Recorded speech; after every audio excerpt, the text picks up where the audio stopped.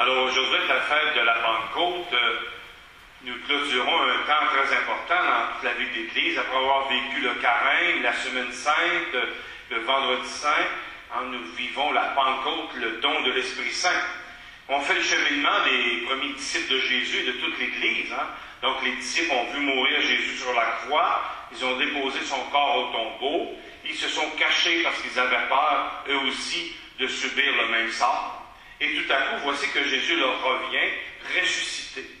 Puis comme ils ont de la misère à croire, Jésus leur dit, écoutez, touchez mes mains, touchez mes plaies, mangez avec moi, pour montrer qu'il n'est pas un fantôme, mais c'est bien Jésus ressuscité.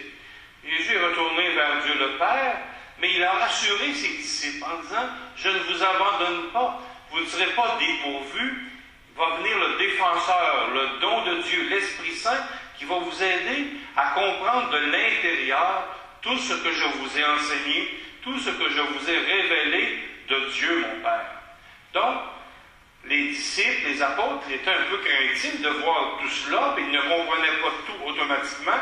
Ils ont dû cheminer, et par le don de l'Esprit Saint, ils ont compris que Jésus était bien le Messie, le Fils de Dieu, celui en qui toutes les promesses s'accomplissaient. Alors, c'est comme ça qu'une étape nouvelle est commencée. Par le don de l'Esprit, c'est la naissance de l'Église. C'est-à-dire, les disciples ont rendu témoignage. C'est ce qu'on a vu dans la première lecture. Au cœur de Jérusalem, ils annoncent Jésus le Messie. Nous, on entend ça bien tranquillement ici, à Ascot, il fait beau. Mais quand les apôtres proclamaient ça au cœur de Jérusalem, c'était au risque de leur vie. C'est pour ça qu'il y en a qui ont été persécutés et tués dès le départ. Certains ont dû fuir Jérusalem pour se protéger avec leur famille. Alors, mais, ils ont au risque de leur vie, ils avaient la force de dire, c'est lui le Messie, celui qui est à entendre. Et c'est en lui que tout s'accomplit. Alors, ils ont annoncé cette bonne nouvelle, mais cette bonne nouvelle n'était pas limitée à une communauté, à un peuple, à un milieu. C'est pour ça que dans le livre des Actes des Apôtres, on prend la peine de nommer les différents peuples connus à l'époque pour montrer que le don de l'Esprit, c'était universel. Ce n'est pas réservé à un petit groupe.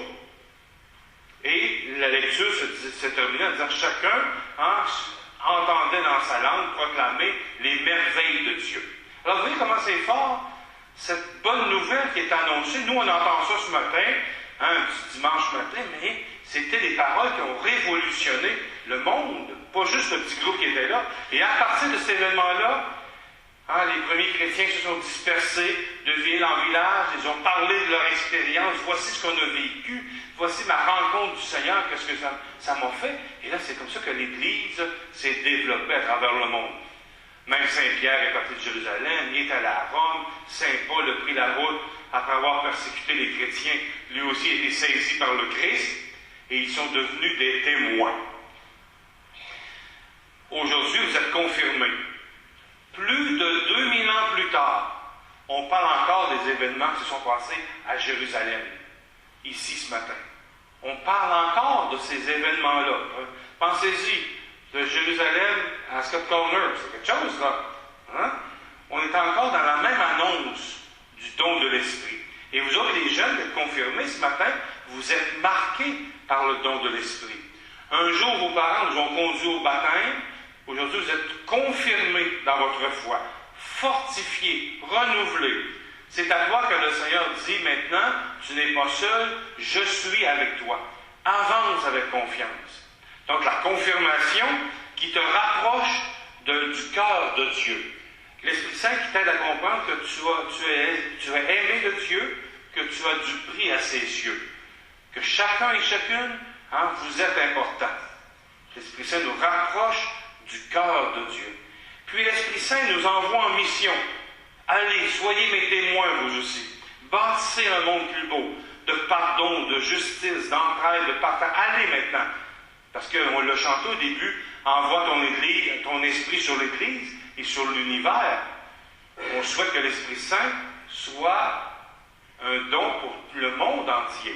Alors tu es appelé à être témoin, avec tes talents, avec tes capacités, avec tes qualités, avec tes limites, chacun et chacune témoin au cœur de l'univers.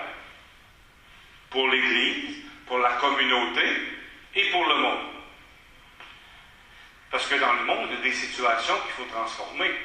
À la maison, à l'école, avec tes amis, dans la rue chez vous, dans tes loisirs, vous autres les adultes au travail, dans votre vie de couple, dans votre vie de famille. On a besoin de l'Esprit Saint pour être transformé, pour être fortifié. C'est pourquoi je te demande, je souhaite, apprends dès aujourd'hui, dans le secret de ton cœur, au cours des journées, dire « Ah, viens Esprit Saint, viens m'éclairer. Aide-moi à prendre la bonne décision. Oh, Esprit Saint, aide-moi à pardonner. Aide-moi à faire le pas. Aide-moi à aller vers l'autre que je n'aime pas vraiment. Aide-moi à partager. » Hein? Apprendre dans le sens, donc, viens Esprit Saint, viens m'aider. Apprendre à faire cette prière continuellement tout au long de ta vie. Ça, c'est pas juste bon pour les enfants, c'est bon pour les adultes aussi, là, hein? Vous avez compris, bien sûr. Et ainsi, c'est la force du Seigneur qui nous accompagne, qui nous soutient, qui nous aide à traverser tout ce qu'on a à vivre. D'accord? Dernier point que je veux souligner, de ces temps-ci, l'Église est très préoccupée parce que dans une bonne partie du monde, les chrétiens sont persécutés. Il ne faut pas dire exécutés. Dans une bonne partie du monde, au Moyen-Orient, on essaie d'éliminer les chrétiens. Alors nous, on ne peut pas être ici tranquille ce matin sans penser à eux, là. Vous avez vu aux nouvelles, hein, les milliers de personnes qui prennent la route, puis il y a des musulmans qui sont massacrés aussi, il y a des minorités religieuses autres qui le sont aussi, mais les chrétiens, c'est les plus persécutés actuellement. Parce que quelqu'un a une croix dans le cou, parce que quelqu'un a un tatouage d'une croix sur lui, il est éliminé. Alors vous voyez qu'il faut prier pour ces gens-là qui fuient, qui sont désemparés, mais qui continuent à garder confiance en la force de Dieu, et eux aussi célèbrent la Pentecôte aujourd'hui, dans les camps de réfugiés, dans les souterrains, dans la peur que l'État islamique arrive dans le village. Ils vivent ça, maintenant. Alors on prie pour eux, on les porte dans notre prière, et nous aussi on demande d'être aussi courageux qu'eux, pour être des témoins convaincus et convaincants. Alors nous poursuivons la célébration maintenant, nous préparant à être témoins de votre engagement.